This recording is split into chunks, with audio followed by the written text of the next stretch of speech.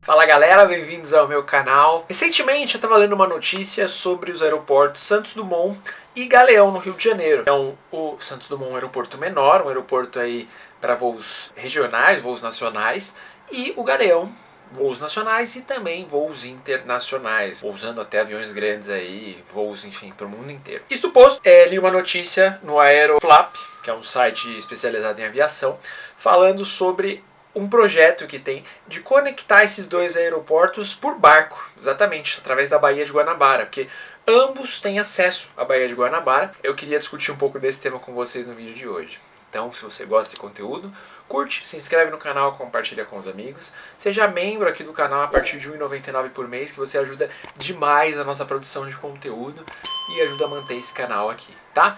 Fazemos vídeos sobre lazer, turismo e mobilidade. E nesse caso, esse tema tem tudo a ver, né? Mas vamos para o que importa. Recentemente a gente fez um traslado, né, conectando aeroportos aqui em São Paulo. Então pegamos um ônibus entre Congonhas e Guarulhos, né? Que Congonhas, assim como Santos Dumont, somente voos nacionais, e Guarulhos, assim como Galeão, voos nacionais e internacionais. A gente fez esse trajeto de ônibus, então a gente apontou os prós e contras. Você pode assistir esse vídeo clicando aqui nos cards. E quando eu vi essa notícia, eu fiquei bastante surpreso. Por dois pontos, assim. Primeiro, eu acho que o Brasil, tirando na região norte, que os barcos são uma importante opção, né? Tem uma viagem que eu tenho muita vontade de fazer entre Manaus e Santarém de barco. E lá na região norte é muito comum esses barcos de transporte mesmo de pessoas, né? Que poucos lugares, principalmente no sul e sudeste, usam desse recurso, né? O Rio de Janeiro faz isso muito bem, conectando o Rio de Janeiro a Niterói. Então, além da ponte Rio-Niterói, né? Que tem ali muitos quilômetros, é uma obra incrível, você tem a opção de cruzar com as barcas, né, da CCR. Eu não sei se ainda é a CCR, mas na época que eu usei era a CCR. E é um projeto muito legal, é uma coisa que funciona muito bem, ao menos no meu ponto de vista. Se você for do Rio de Janeiro, comente aí como isso funciona pro carioca, né, ou pro cidadão que usa ali diariamente. Então, me impressionou por esses dois pontos, né, ter mais um recurso através da água, né, que é muito pouco explorado, e também por ser um lugar que já tem um serviço nesse sentido que funciona bastante, que seria essa travessia Rio-Niterói. É um trajeto de carro que são 18 quilômetros. Talvez não seja um dos mais longos trajetos. Se você for ver Congonhas e Guarulhos é muito mais longo.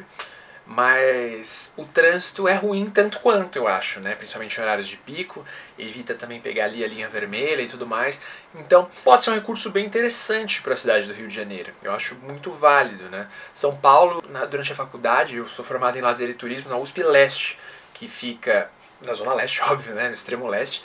E tem um outro campus da USP do Butantã, o tradicional, uma cidade universitária, na Zona Oeste. É um trajeto que daria tranquilamente, por exemplo, para fazer pelo Rio Tietê.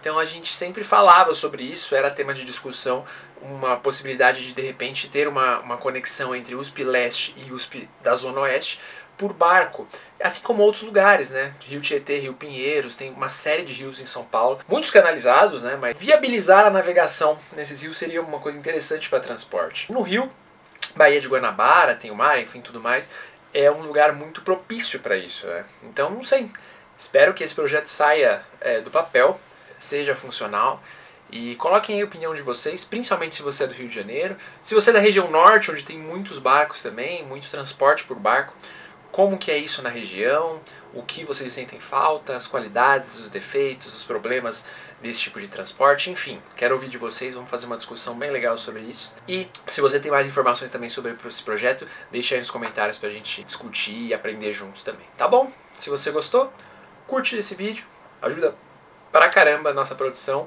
o YouTube entende que esse é um conteúdo relevante.